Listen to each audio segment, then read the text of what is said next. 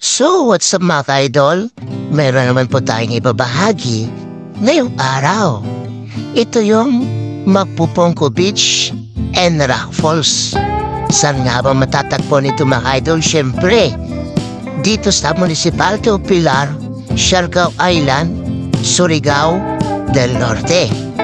At alam niyo po ba mga ka-idol, isa po pala ito sa mga pinaka-highlights na tourist spot po ng Siargao Island. Kasi meron po itong kakaibang rockfall formation, lalo po mga ka-idol kapag low tide.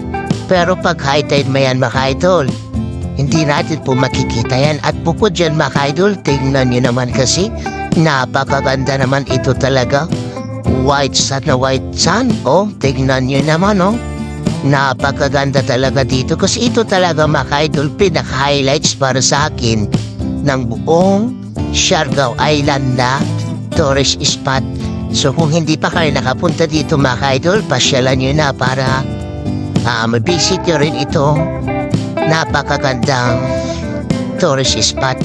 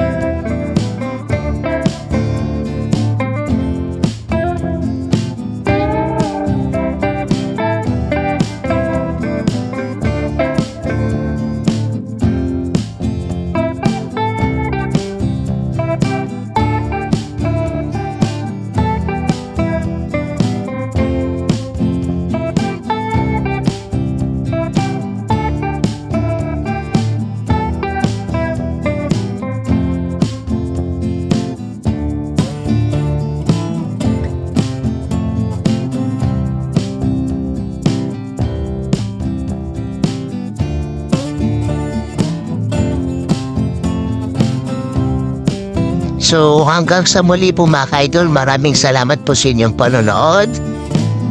God bless.